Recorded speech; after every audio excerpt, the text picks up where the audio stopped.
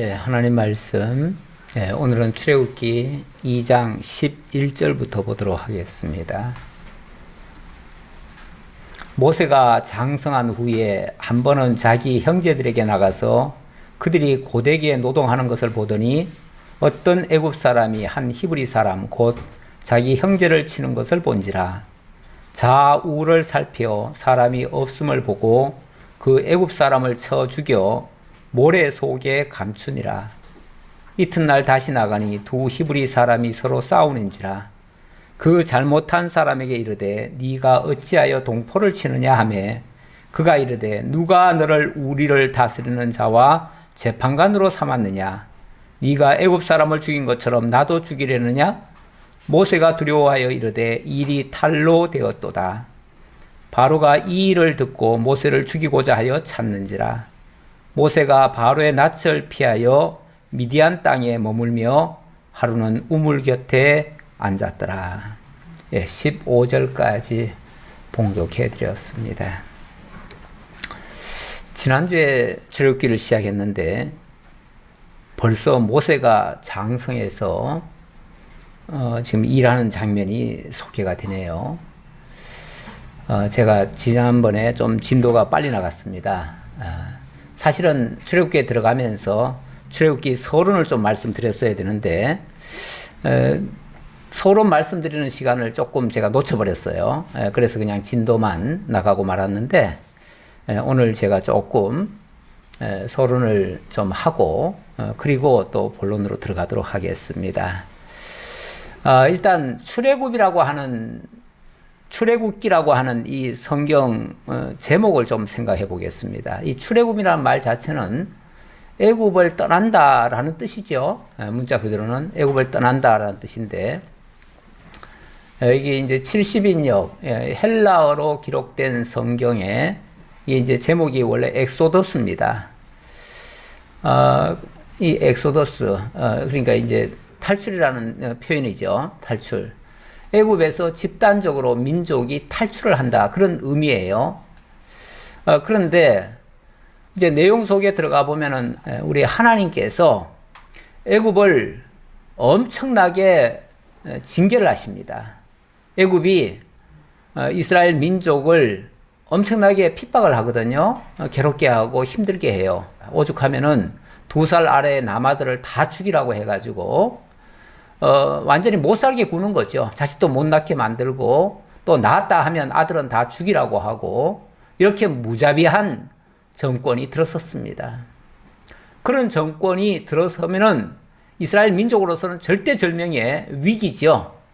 위기인데 그 위기가 알고 보니까 하나님께서 자기 민족을 구원하실 그 애굽의 그 치하에서 벗어나게 하실 출애굽을 하게 하실 그런 때가 되었음을 알려주는 내용이었다라는 말씀을 드렸습니다. 그러니까 어찌 보면 세상적인 핍박과 환난과 어려움이 하나님께서 구원하시는 구원의 역사를 만들어내는 그런 기회가 되는 거예요. 이걸 이제 역으로 생각해 보면 이 세상적인 고통과 어려움들이 하나님 앞으로 더 가까이 나가게 하는 그런 하나의 원동력이 될 수 있는 거예요. 그런 의미에서 세상의 환난과 핍박도 꼭 나쁜 것만은 아니다. 물론 그 당하는 입장에서는 굉장히 고통스럽고 괴롭지만 그걸 통해야 하나님의 뜻에 이르게 되니까요. 결국은 하나님의 뜻을 이루는 과정에는 그런 고통과 시련과 연단이라고 하는 그리고 여러 가지 시험이라고 하는 것들이 동반되기 마련이다. 이렇게 생각해 보면 이 광야 같은 세상을 우리가 지금 살아가고 있는데 설령 우리에게 그런 어려움이 오더라도 마땅히 하나님의 뜻을 이루기 위해서는 하나님의 나라에 가기까지는 많은 연단이 있어야 되겠구나라는 것을 우리가 생각할 수 있는 거죠. 그래서 그걸 어렵게만 생각하는 것이 아니라 넉넉히 하나님께서 이기게도 하시고 승리케 하실 것이다. 그리고 거기서 빠져나오게 하실 것이다. 라는 걸 믿게 되는 거죠. 그 믿음 가지고 우리가 세상을 살아가니까 세상이 감당치 못할 믿음까지 되는 거예요. 세상이 어떻게 나오든 간에 우리는 그걸 극복하고 이겨낼 수 있으니까.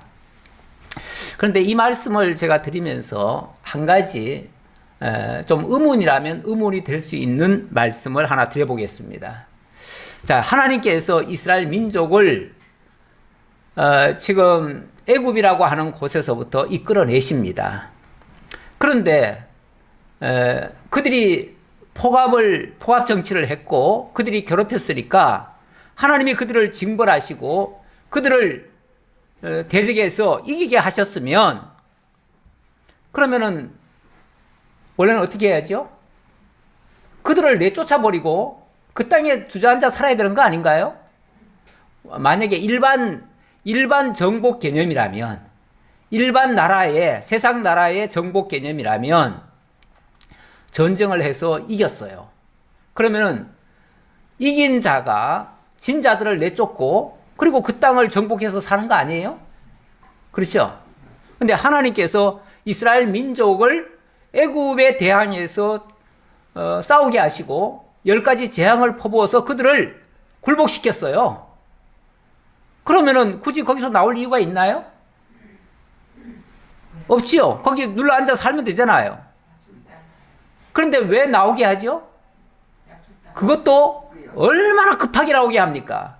나중에 출애굽할 때 장면을 보시면요. 뭐 문설주에 피 바른 거는 그 전에 하는 거고요. 그 다음에 그 당일 출애굽하는 그 직전에는 아예 옷을 다 입습니다. 그리고 허리띠를 맵니다. 신발끈도 맵니다. 그래 놓고 고기를 구워 먹습니다. 그리고 진짜 여기 땅 하면서 출발하는 거예요. 뒤도 안 돌아보고 그야말로 뭐 정광석가처럼 그렇게 움직여서 탈출을 합니다. 아니 이겨놓고 뭐하러 그렇게 급하게 탈출하죠?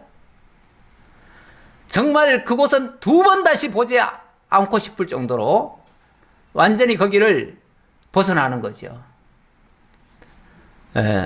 그런데 이스라엘 민족은 오는 길이 그렇게 평탄하지 않잖아요. 평탄하지 않으니까 어떻게 하죠? 자꾸 되돌아가려고 해요. 좀 어려운 일 하나만 만나면은 아이고 애굽이 더 좋았는데 거기는 먹을 것도 많았고 거기는 뭐 내 집도 있었고 뭐도 있었는데 여기 광야에 나와서 이게 뭐냐 마실 물도 없고 양식도 없고 맨날 불평이죠. 그러면서 기회만 되면은 되돌아가려고 해요. 이걸 우리가 잘 이해를 하셔야 됩니다. 이 출애굽이라고 하는 게 왜 중요하냐 하면은 거기서 벗어나야 돼요. 벗어나는 게 중요한 겁니다. 그래서 제목을 출애굽이라고 써놨는데 원래 이 단어에서 파생된 단어가 에클레시아입니다. 제가 오늘 조금 써볼게요. 제가 엑소더스라고 그랬죠. 이 엑소더스에서 나온 단어가 에클레시아가 있습니다.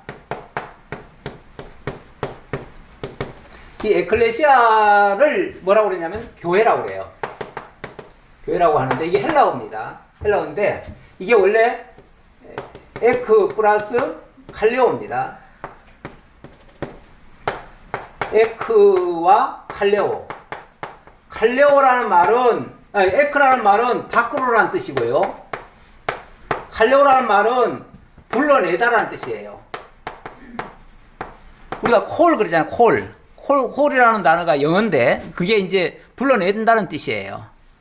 어디로 불러내느냐? 바깥으로 불러냈다 그 얘기예요. 이 바깥으로 불러내는 거 바깥으로 불러내가지고 모아놓은 그 무리들을 뭐라고 그러냐면 교회라고 그래요. 애굽이라고 하는 그 세상 속에서 바깥으로 끄집어냈어요. 그래서 어디로 끌어냈냐면은 광야로 끌어냈어요. 그래서 나온 장소는 사실 좋지 않아요. 광야예요. 근데 이제 목적지가 있죠. 목적지는 어디죠? 목적지는 가나안 땅. 약속의 땅이죠. 그 가나안 땅으로 가게 하기 위해서 광야로 불러낸 거예요. 불러내서 모아놓은 그 무리들을 에클레시아라고 그러는데 그게 바로 교회라는 거죠. 그래서 이걸 광야교회라 이렇게도 얘기하죠. 사도행전에서는 광야교회다 이렇게 표현을 해요. 광야교회다. 광야가 무슨 교회냐 그러는데 바깥으로 불러내가지고 모아놓은 무리들이니까 광야교회가 되는 거죠. 근데 교회 그러면은 굉장히 좋은 것만 있을 거라고 생각하는데 사실 꼭 좋은 것만 있는 건 아니에요. 광야가 좋은 것만 있는 건 아니죠. 그렇죠? 그러나 좋은 곳을 향해서 가는 길목에 있는 거죠. 그러니까 정작 광야 자체가 사실은 천국은 아닙니다. 여기는 천국은 아니에요.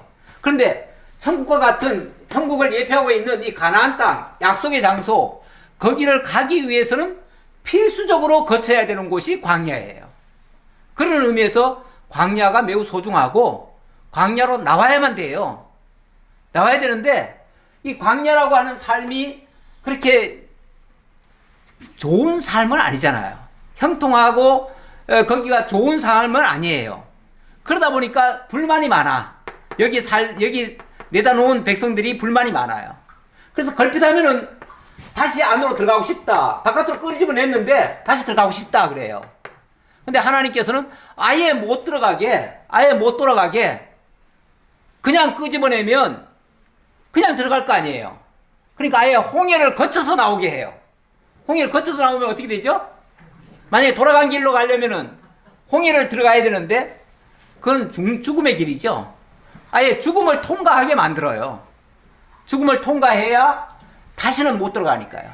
그리고 완전히 새로운 존재로 바뀌어지니까요. 새로운 피조물로 바꿔버리는 거예요.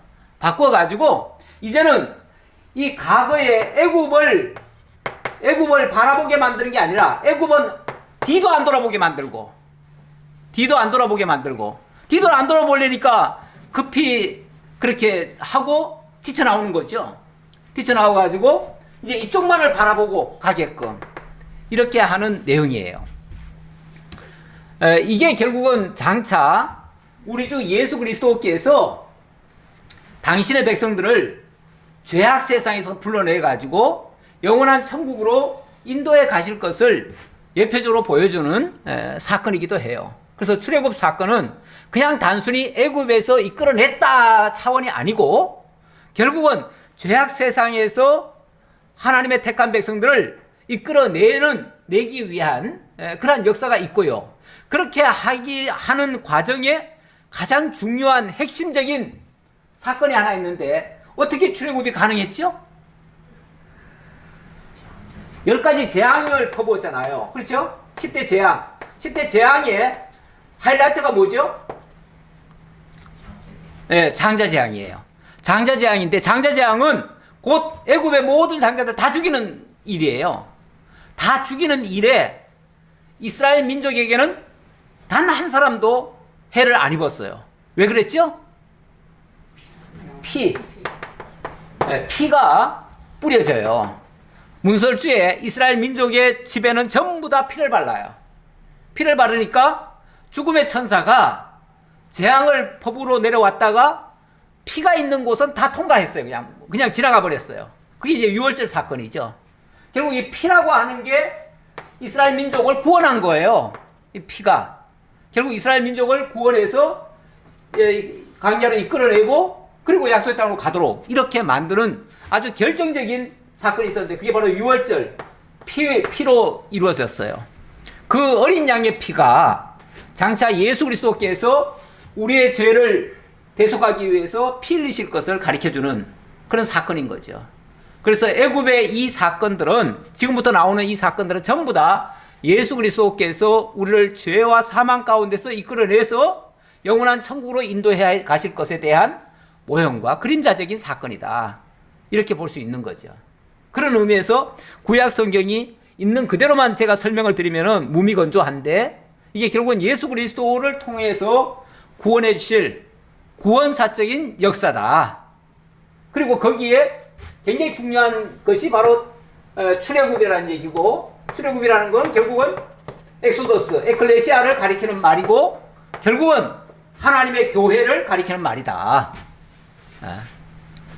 이렇게 연결되어 있다는 것을 제가 설명을 드리고 넘어갔어야 되는데 말씀을 못 드려서 오늘 다시 한번 말씀을 드립니다. 자, 그리고 또 이제 일단 출애굽기 안으로 들어왔으니까 이 출애굽기라고 하는 거는 모세 오경 속에 들어있는 거죠.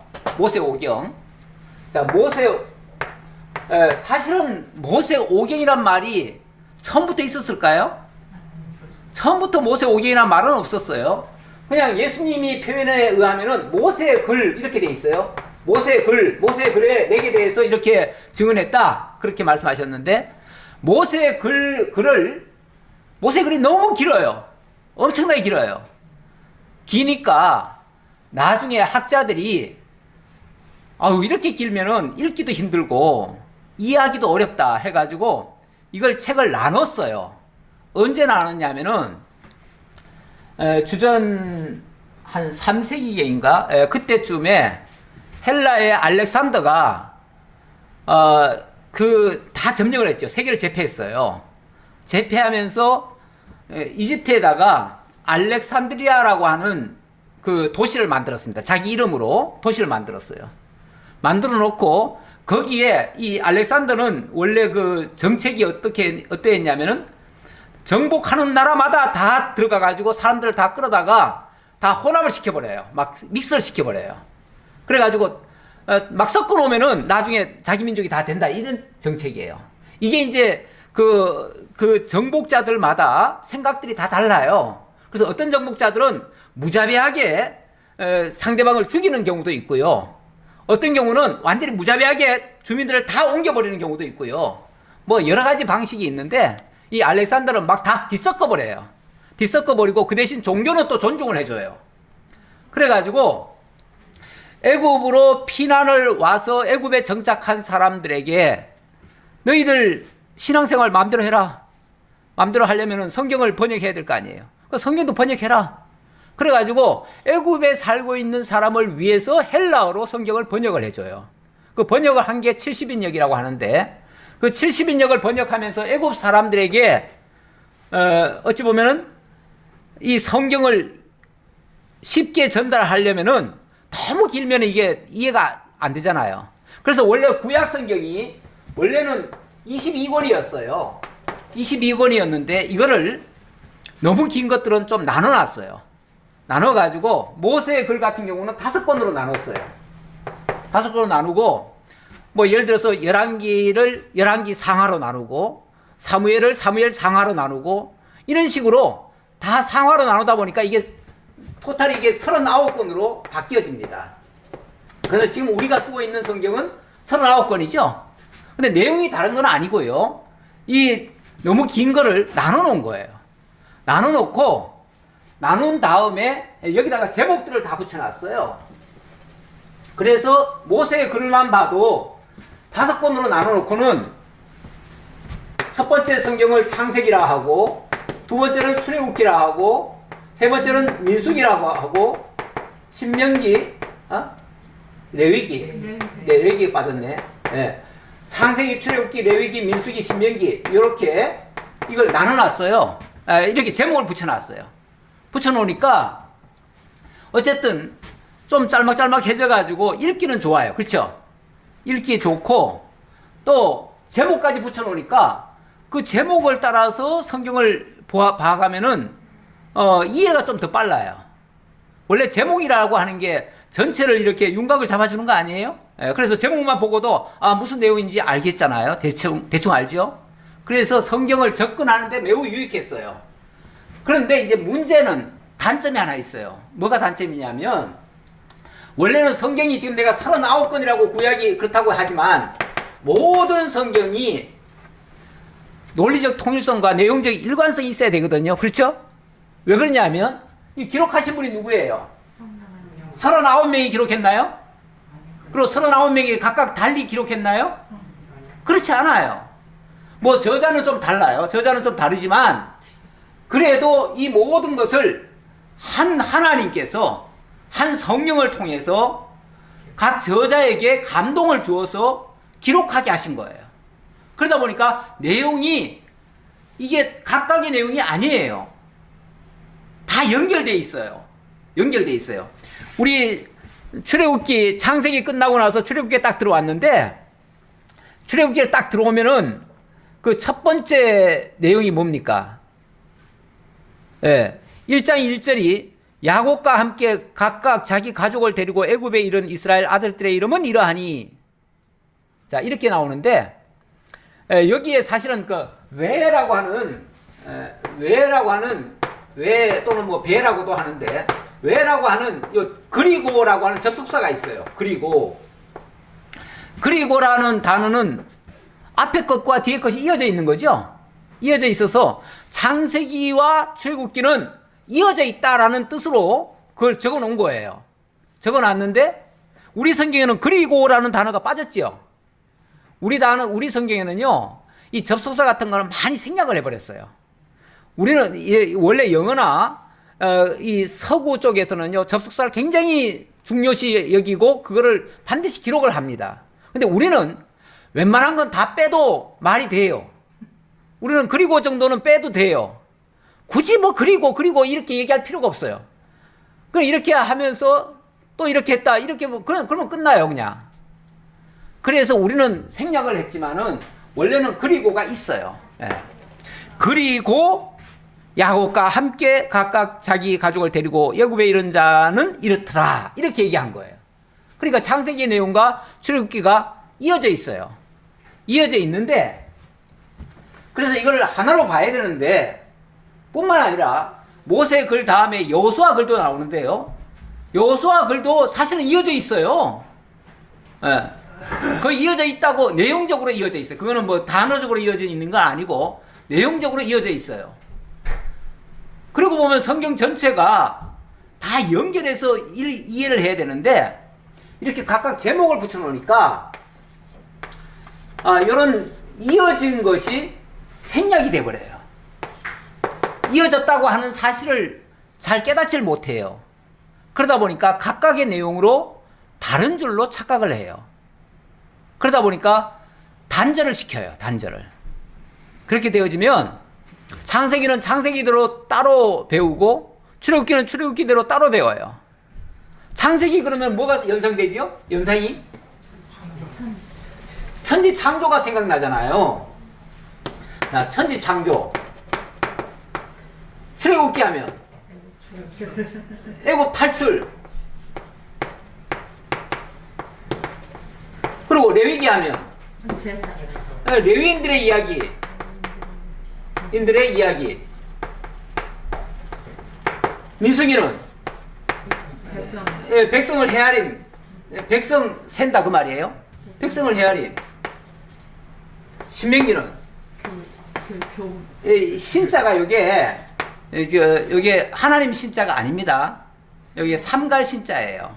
그래서 굉장히 이 명이 하나님의 명이에요. 하나님의 명을 굉장히 삼가해서 듣는다, 그런 뜻이에요. 굉장히 주의해서 듣는다, 그런 뜻이에요. 그러니까 하나님의 말씀에 하나님이 명령하셨다가 아니라 하나님의 말씀을 굉장히 신중하게 들어야 된다. 정말 가슴에 새겨야 된다. 절대 잊어서는 안 된다. 이제 그런 차원에서의 신명기예요. 자, 어쨌든 그러면은 하나님의 말씀을 잘 지키자. 하나님의 말씀이죠, 뭐 하나님의 말씀. 자, 그러고 보면 또 띄어서 얘기를 하면 천지창조 했는데 갑자기 애굽에서 탈출을 해요. 근데 갑자기 레위인들의 이야기가 쭉 나와요. 그 다음에는 백성이 몇 명인지 그거 숫자 세아리고 있어요. 그리고 나서 하나님의 말씀 잘 지키자, 이렇게 나와요. 뭔가 많이 건너뛰는 얘기잖아요, 그렇죠? 이 내용을 연결을 안 시키면 각각의 내용 같잖아요. 각각의 내용. 아니, 천지창조해놓고 갑자기 백성들이 탈출하는 얘기가 무슨 연결이 됩니까? 연결이 안 되잖아요, 그렇죠? 이렇게 성경을 제목별로 보기 시작하면, 제목별로 이해를 해버리면은 이게 연결이 안 돼요. 연결이 안 되면 이 진리라고 하는 거는요, 이론과 실제라고 하는 것이 일치가 돼야 진리로 드러나거든요. 근데 하나님의 말씀이 물론 각각은 다 귀한 말씀이에요. 그런데 이게 서로 연결이 안 되면 진리로 증명이 안 돼요. 진리라고 하는 게 이론과 실제가 일치돼야 되는데, 다시 말하면은 창세기에서 무슨 말씀을 했는지 자관 그대로 이루어져야 이게 뭔가 진리로 증명이 될 텐데, 그게 연결이 안 된다 그 말이에요. 그래서 연결성이 필요한데, 그래서 우리는 창세기 끝나고 나서 출애굽기를 해야만 됩니다. 왜? 연결하기 위해서. 근데 일반적인 교회들은, 일반적인 다른 목회자들은 어떻게 하죠? 창세기 끝났다고 무조건 출애굽기 하지 않습니다. 예. 창세기 했다가 이번에는 구약 했으니까 이제 신약 하자 그러고 또 마태복음 건너뛰고 이렇게 해요. 왔다 갔다 하면서 그냥 여기저기 그때그때 감동되는 성경 가지고 그냥 강론을 하기도 합니다. 강론 하시는 분들도 그래요. 뭐 제목 설교하시는 분들은 더더욱 이건 뭐 그런 건 아예 개념 자체가 없고요. 성경 연결하려고 하는 의도조차도 안 하고요. 예.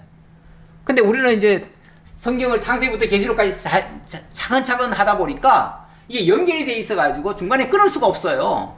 예. 물론 뭐 이제 어느 정도를 얘기를 하고 그 다음에 이제 또 잠깐 이렇게 이제 좀 장면을 바꾸기 위해서 할 수는 있지만은 근본적으로는 이어져 있다라는 거.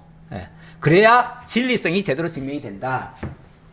그러니까 요 안에는 많은 내용이 생략되어 있어요. 사실은 생략되어 있는데 무슨 내용이 생략되어 있는가? 우리가 이 창세기 천지창조가 중요한 줄 알았는데 가만히 들어가 보니까 천지창조 얘기는요, 창세기 50장 중에서 1장밖에 없어요. 그렇죠?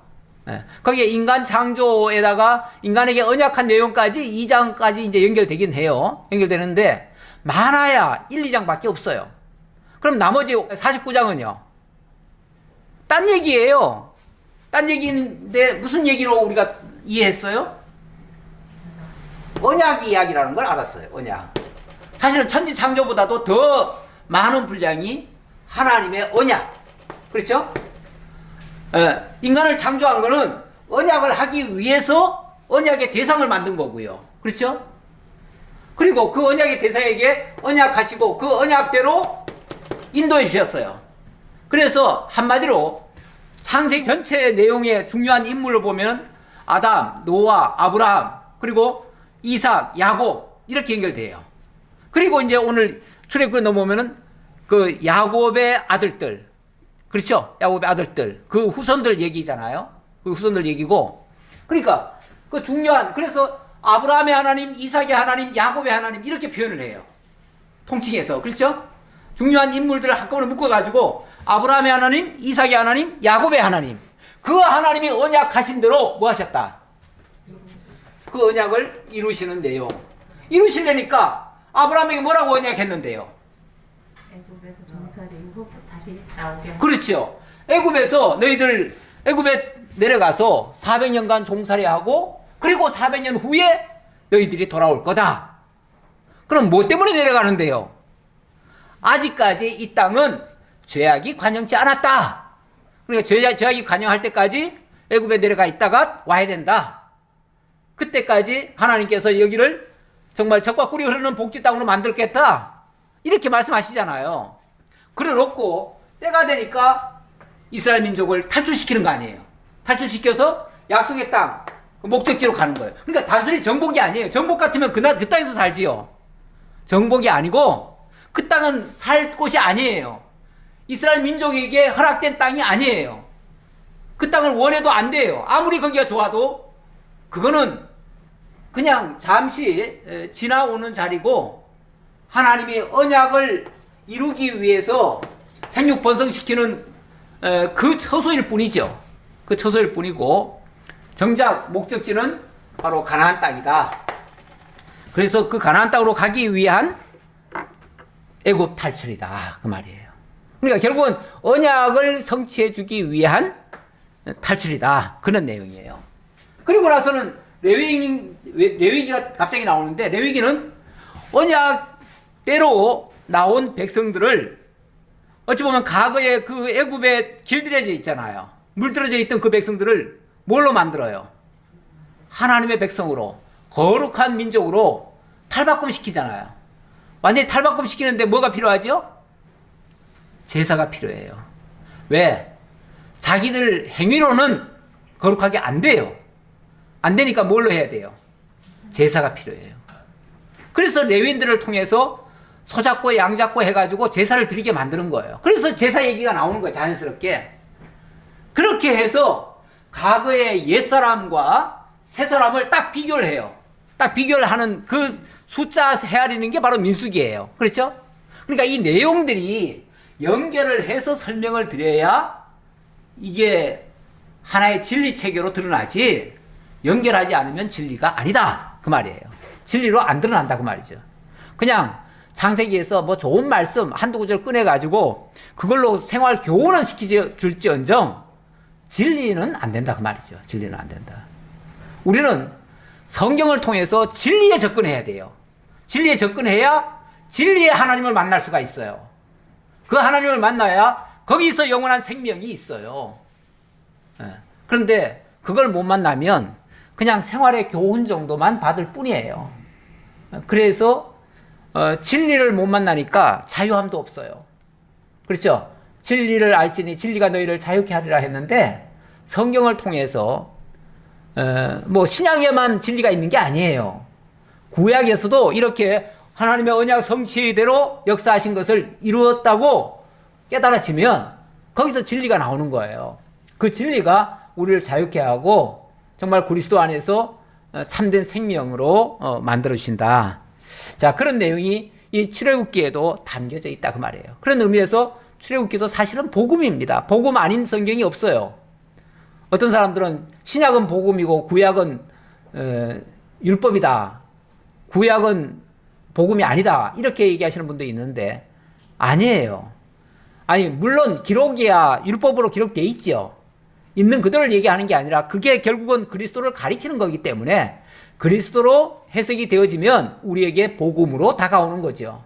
그래서 복음으로 다가올 때 비로소 생명으로 이게 바뀌어지는 거죠. 그렇지 않으면 생명이 안 돼요. 자, 이렇게 해서 제가 서론 얘기를 좀 드렸고요.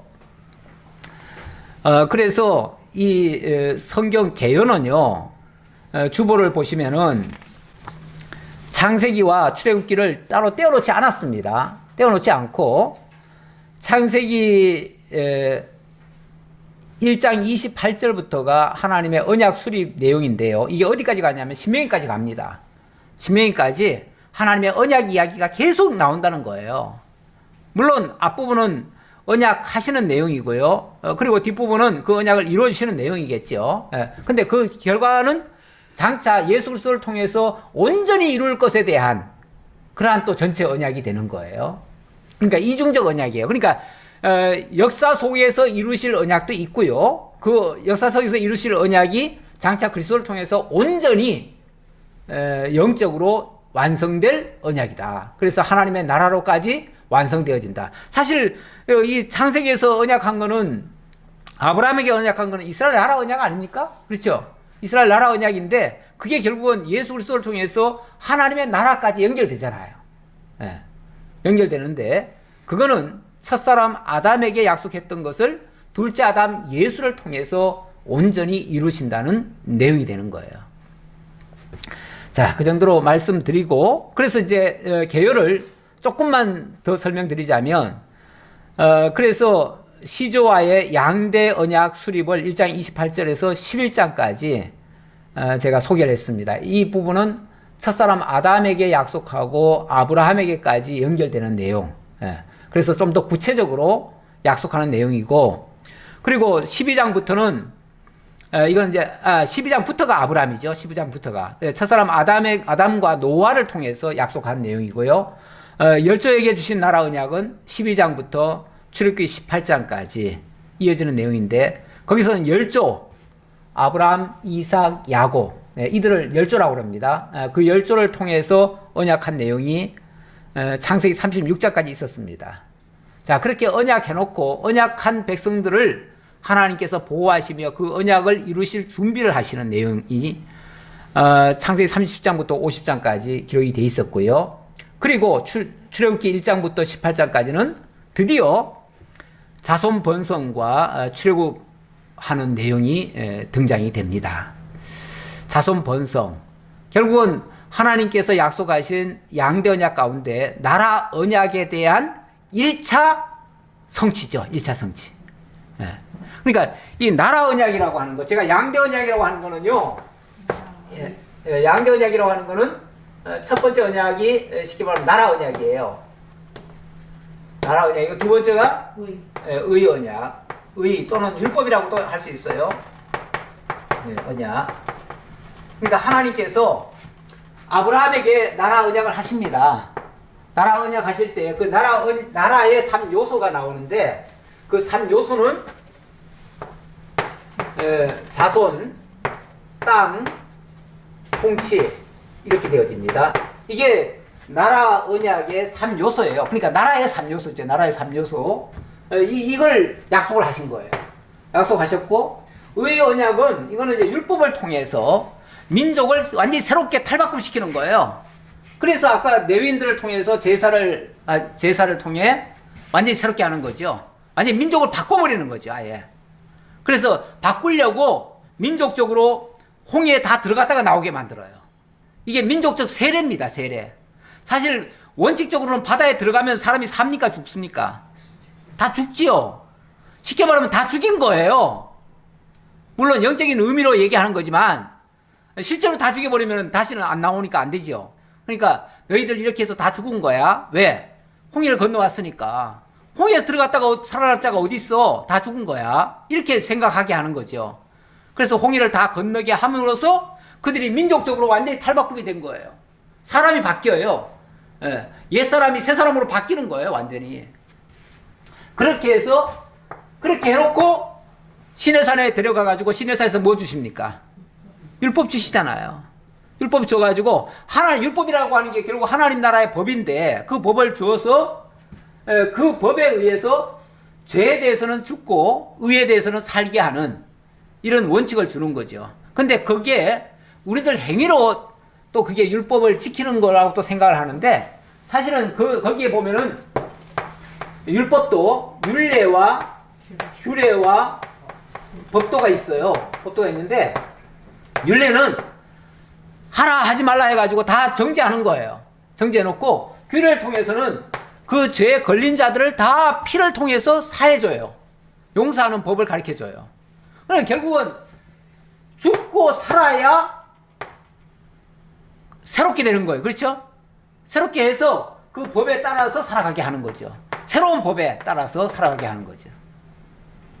이렇게 해서 의로운 백성 만들어가는 역사까지 언약하시는데, 자, 이제 지금 출애굽기 1장에서부터 18장까지는 나라 언약 가운데 요 첫 번째 단계, 이 자손 번창, 이 얘기 한다, 그 말이에요, 이 얘기.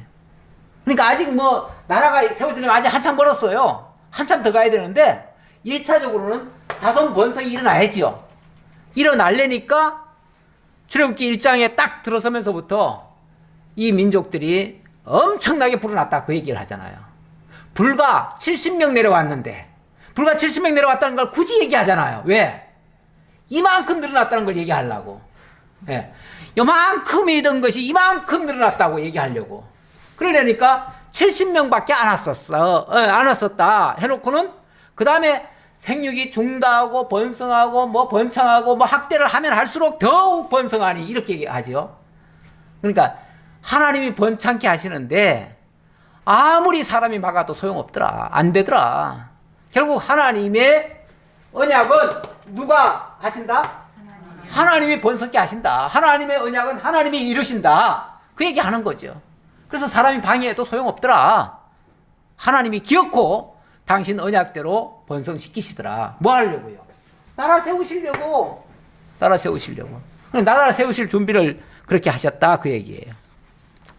그 과정에 모세라고 하는 한 인물이 태어났는데 그때 얼마나 험악했든지 사람을 다 죽이려고 했다. 그래서 할 수 없이 갈대 상자에 담아가지고 나일강에 띄웠는데 그게 어떻게 또 공교롭게 바로의 공주 딸이, 바로의 공주 딸인가요? 바로의 공주가 그걸 어떻게 건져가지고, 그래서 모세 물에서 건졌다 해가지고 모세라고 이름까지 지어주고, 그래가지고 자기 아들을 삼았는데 그 아들이 된 모세가 이렇게 장성을 했다. 장성을 했는데 사실은 누구한테 기름을 받았죠? 정말 참 기묘하게 하나님의 역사지요. 자기 어머니를 통해서 기름을 받습니다. 예. 나중에 아마 왕궁에도 갔을 거예요, 보나마나. 예. 유모로서. 예. 예, 유모로서 가서 어쨌든 교육을 시킨 거예요. 예. 그러니까 이 모세는요, 성장해가지고 자기가 지금 애굽의 왕자지만 은연중에 나는 히브리인이야 라고 하는 그 의식이 있는 거예요. 그러다 보니까 어쩔 수 없이 애굽 사람으로서, 애굽의 왕자로서, 애굽의 어떤 지금 국고성을 지금 갑자기 지으라고 하니까 그 명을 받아가지고 국고성을 짓는 과정에서 히브리인들을 부리는 입장이 있기는 있지만, 그러나 은연중에 히브리인들에 대한 이 동정이 가는 거예요. 그러다 보니까 무슨 일이 있었냐면 이런 일이 있는 겁니다. 11절입니다. 모세가 장성한 후에 한 번은 자기 형제들에게 나가서 그들이 고되게 노동하는 것을 보더니 어떤 애굽 사람이 한 히브리 사람 곧 자기 형제를 치는 것을 본지라. 이런 장면을 봤어요. 이런 장면, 만약에 그가 자신이 애굽 사람이라고 생각하면 이거는 뭐 그냥 무심하게 넘어가지요. 넘어갈 일인데 히브리인을 치는 걸 보면서 굉장히 속에서 뭔가 막 끓어오르는 게 있는 거예요. 그러니까 이걸 그냥 못 봐요. 그냥 보고 넘어가지는 못해요. 그래서 좌우를 살펴 사람이 없음을 보고 그 애굽 사람을 쳐 죽여 모래 속에 감추니라. 좀 과격했네요. 모세도 쉽게 말하면은 자기 동족을 괴롭히는 거에 의불이 일어난 거예요. 의불이 일어나가지고 가만히 둘러보니까 사람이 아무도 없어. 그러니까 저러면 혼내야 되겠다. 이런 놈은 아주 그냥 혼내야 되겠다 해가지고 막 두들기 팼는데 갑자기 죽어버렸네요. 죽이려고 한 건 아니겠지만 그만 죽어버렸어요. 그러니까 그냥 얼른 모래 파가지고 그냥 묻어버렸어요. 그 뭐 모래가 많은 지역이다 보니까 아마 그렇겠죠. 예, 묻어버렸어요. 그리고 그 다음 날이에요. 아무도 못 본 줄 알았어요. 예, 못 본 줄 알고 그냥 아무 일 없듯이 이튿날 다시 나가니 두 히브리 사람이 서로 싸우는지라. 그 잘못한 사람에게 이르되 네가 어찌하여 동포를 치느냐 하며. 근데 이번에는 히브리인들끼리 저들끼리 싸우고 있어. 저들끼리 싸우고 있는 장면을 보니까 아, 이놈들이 왜 자기네끼리 왜 싸워? 하는 이 생각이 또 드는 거예요. 이 참견하지 말아야 되는데 오지랖이 넓어요. 그러니까 네가 어찌하여 동포를 치느냐? 너들 같은 동포 아니냐? 동포인데 왜 동포를 왜 치느냐? 아, 좀 안 좋은 게 있으면 말로 하지. 왜 서로 때려가면서 그렇게 하느냐? 너들 다 서로 억울하게 지금 살고 있는데 서로를 위하면서 살아야지. 이러고 있는 거예요. 그러니까 이런 봐라. 어디서 애굽인 주제에 우리한테 지금 물론 뭐 그러니까 이제 원칙은 이 관리자 입장이잖아요. 모세는 관리자 입장이긴 해서 함부로 대들 수는 없는데 그러나 왜 애굽 사람이 우리한테 왜 간섭하느냐 이제 이렇게 이제 나오는 거죠. 그러다 보니까 이제 거칠게 지금 얘기를 합니다. 그가 이르되 누가 너를 우리를 다스리는 자와 재판관으로 삼았느냐? 네가 애굽 사람을 죽인 것처럼 나도 죽이려느냐? 모세가 두려워하여 이르되 일이 탈로 되었도다. 아이고, 모세는 아무도 모르는 줄 알고 그렇게 했는데 아, 이놈이 그냥 서로 싸우다 보니까 이게 격한 감정에 할 말 못할 말 다 가리지 않고 막 해버리네요. 그러면서 언제 너를 우리의 재판관으로 삼았느냐? 우리 민족 일은 우리가 알아서 한다. 왜 네가 간섭하느냐? 어제는 애굽 사람 죽이더니 오늘은 우리 죽이려고 그러냐? 이 판사판이에요. 막 가는 사람들이에요. 이런 얘기를 하나님이 결국은 하게 했겠지요. 하게 했겠지요. 이렇게 하고 나니까 모세가 아차! 어제 아무도 못 본 줄 알았는데 이놈들이 봤구나. 그래가지고 바로가 이 일을 듣고 모세를 죽이고자 해 찾는지라. 이 얘기가 아마 사람이 있을 때 했겠지요. 그러니까 이 사실이 바로 또 바로에게까지 보고가 돼버렸어요.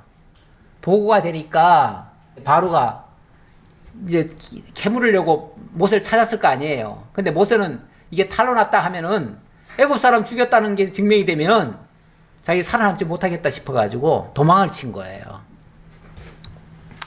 이게 뭐 사전에 예정된 것도 아니고 뭐 계산하고 한 것도 아니고 갑자기 이런 일이 발생한 거예요.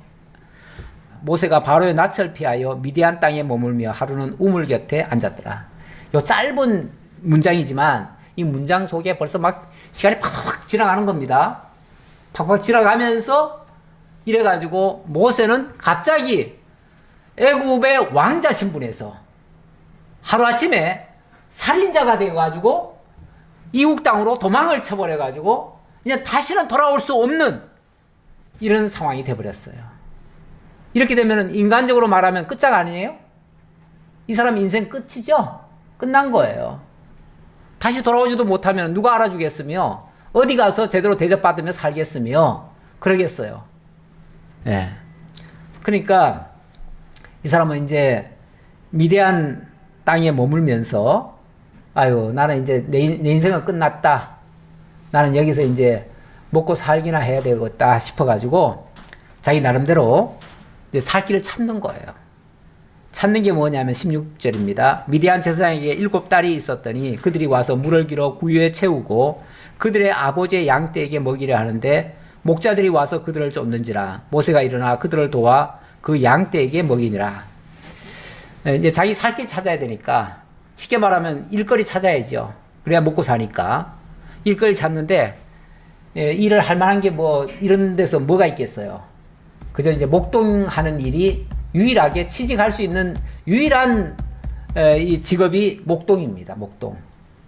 그래서 가만히 보니까 이 목동 중에서 여자들이 이렇게 그러니까 아들이 없는 집은 딸들이 목동을 할 수밖에 없죠. 근데 이 집에는 아마 딸들이 있었던가 봐요. 7딸이 있었다네요.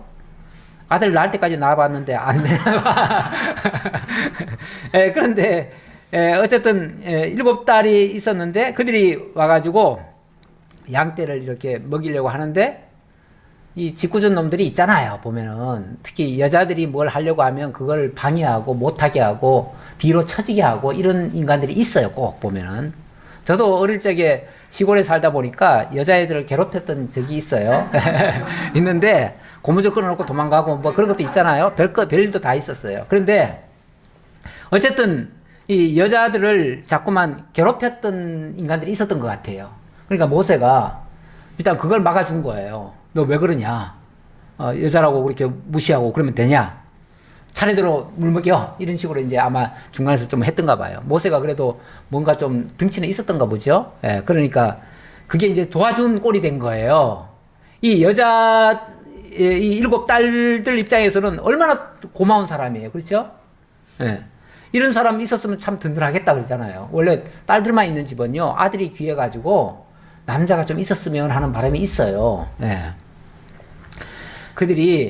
그들의 아버지 르웰에게 아버지가 이를 때 너희가 오늘은 어찌하여 이같이 속히 돌아오느냐.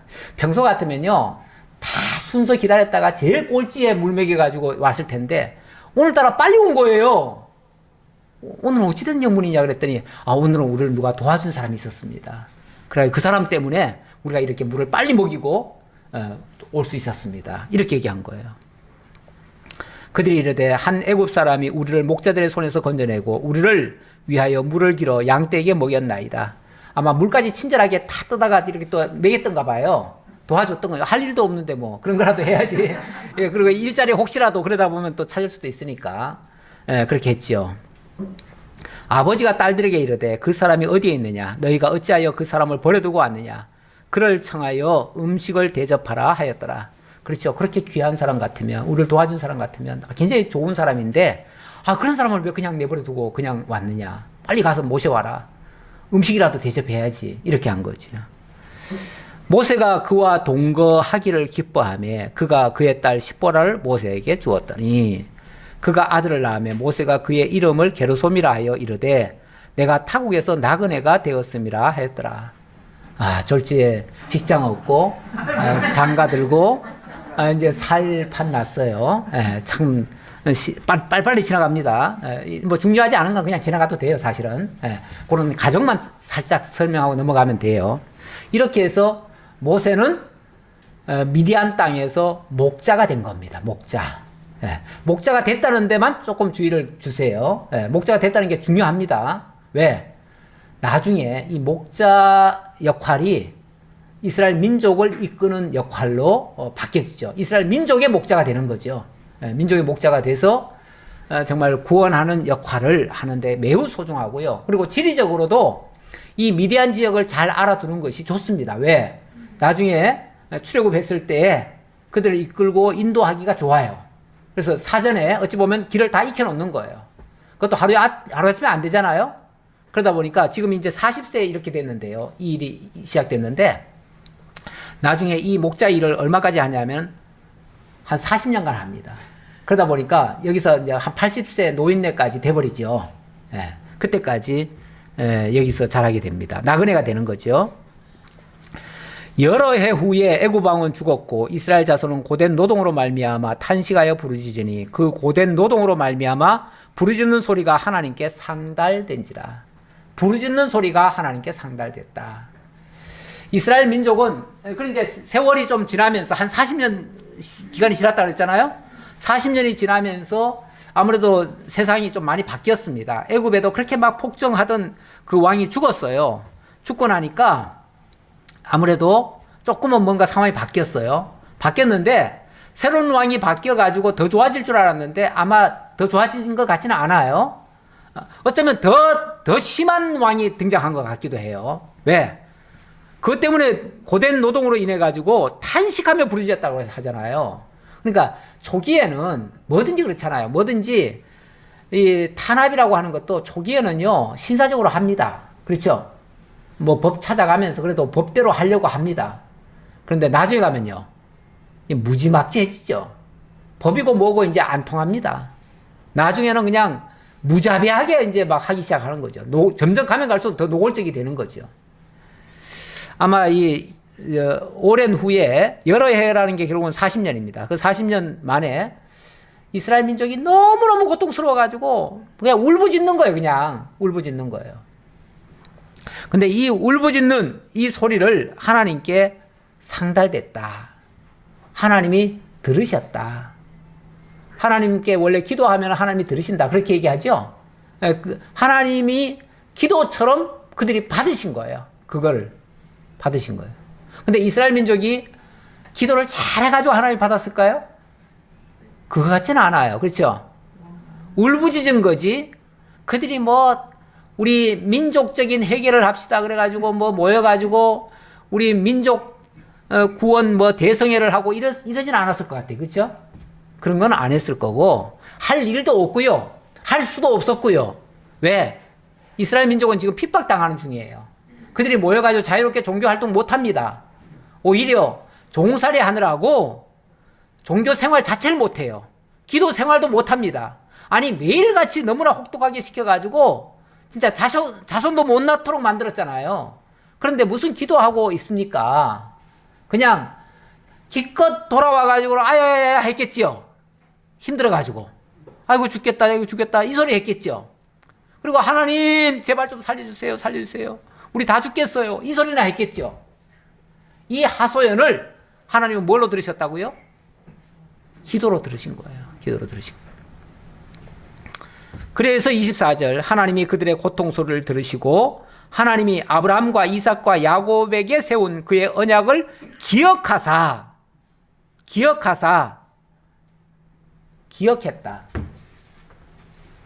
이 기억이란 말과 추억이란 말은 좀 달라요. 추억이라고 하는 것은 과거를 다시 상기하는 거죠. 기억이라고 하는 건요. 이거 잊지 않는 거예요. 잊지 않는 건데 잊었던 걸 잊지 않는다고 얘기할까요? 처음부터 잊지 않는 거예요. 하나님은 당신의 언약을 잊은 적이 없어요. 왜 그런 말씀도 있잖아요.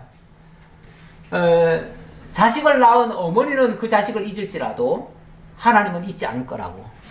원래 어머니가 자식을 잊을 일은 없지요. 그만큼 그것보다도 하나님은 더 안 잊는다는 걸 강조하려고 그 말 한 거예요. 하나님은 당신의 언약하신 것을 단 한순간도 잊지 않으십니다. 그리고 기억하고 계셔요. 그렇죠? 그러니까 추억했다는 게 아니에요. 잊어버린 거를 다시 떠올렸다는 얘기가 아니에요. 근데 이걸 기도를 하니까 하나님이 들어주시고 그것 때문에 하나님이 정신이 번쩍 나가지고 잊었던 거 아이고 내가 잊고 있었구나 빨리 들어줘야지 이렇게 했다는 걸로 오해하시는 분들이 있어요. 그렇지 않고 하나님은 처음부터 잊지 않고 430년 전부터 당신이 언약하신 것을 지금까지 잊지 않고 계속 기억하고 계셨어요. 그러다가 이제 때가 됐다 하고 하나님이 들어주시는 거예요. 그럼 그 전까지는요, 아무리 기도해도 아무리 울부짖어도 그때까지는 하나님 모른 척 하셔. 예. 때가 되기 전까지는 하나님 모른 척 하셔요. 근데 때가 되니까 하나님이 기억하사 이 표현을 썼는데 그건 처음부터 기억했다는 얘기지 이때 갑자기 기억했다는 얘기는 아니에요. 그걸 제가 좀 다시 한번 생각하시라고 말씀드렸습니다. 왜? 하나님은 아브라함과 이삭과 야곱에게 거듭거듭 약속하셨잖아요. 그리고 기회 될 때마다 아브라함과 이삭과 야곱 이 얘기를 하시고 계속 그것을 상기시켜 주셨어요. 그러니까 인간은 상기하는 게 맞습니다. 인간은 잊고 있어요. 잊고 있는 걸 상기하는데 하나님은 잊지 않으셨다. 그래서 때가 되니까, 결국 때가 되니까 한 거예요. 때가 되니까 하나님이 이스라엘 자손을 돌보셨고 하나님이 그들을 기억하셨더라. 그러면 하나님이 다 기억하시고 하나님이 다 해주실 거면은 그럼 뭐 기도할 필요도 없는데 울부짖지 않아도 다 해주겠네. 그렇죠. 다 해주죠. 해줄 수 있지요. 근데 하나님 뭐 하죠? 울부짖게 하시죠. 또 기도하게 하시죠. 왜요? 울부짖고 기도하지 않으면은 저절로 된 줄 아니까. 고통도 없이 아무런 바람도 없었는데 그냥 해주면은 저절로 된 줄 알 거 아니에요. 그리고 어느 왕이 해줬으면 그 왕의 은공인 줄 알 거 아니에요. 그래서 하나님은 당신이 언약하신 걸 이루는 과정에 반드시 자기 백성으로 하여금 기도하게 하십니다. 결국 이 울부짖었다는 거는 기도한 거나 똑같은 거예요. 똑같은 거예요. 똑같은 건데 하나님 기도하게 하셔요. 그래서 에스겔 36장 36절 하반절부터 37장 상반절까지 그 내용 하나 읽고 마칠게요. 예. 그 내용에 보면 혹시 누가 찾으셨으면 읽어보시고요. 나 여호와가 말하였으니 이루리라. 예, 나 여호와가 말하였으니 이루리라. 이 말. 하나님이 말씀하셨으니 이룰 것이다 그 말이에요. 그런데 그러면 하나님 말씀하셨으니까 이루신다면은 그럼 우리 기도 안 해도 되겠네 이 말 나오잖아요 당장. 그러니까 그 다음 말이 뭐라고 그래요? 주 여호와께서 이같이 말씀하셨느니라. 그래도 이스라엘 족속이 이같이 자기들에게 이루어 주기를 내게 구하여야 할지라. 그래도 그러니까 하나님은 말씀하셨으니까 언약하셨으니까 이루신다 그 말이에요. 그러나 그래도 그 백성들은 구해야 한다. 왜? 그래야 하나님이 해주셨다는 걸 아니까. 안 그러면은 저절로 된 줄 알 거 아니에요. 구하지도 않았는데 이루어졌다 그러면 저절로 됐다고 생각할 거 아니에요.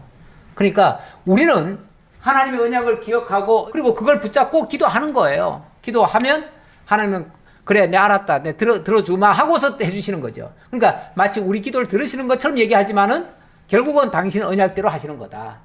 이렇게 말씀하시는 거죠. 기도하겠습니다. 아버지 하나님 감사합니다. 오늘도 출애굽기 두 번째 시간을 통해서 하나님이 언약하시고 언약대로 이루시는 여호와이심을 다시 한번 일깨우셔서 감사합니다.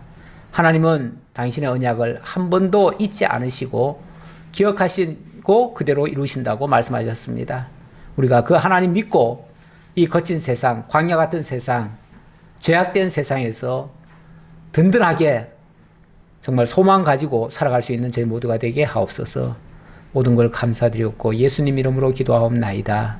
아멘.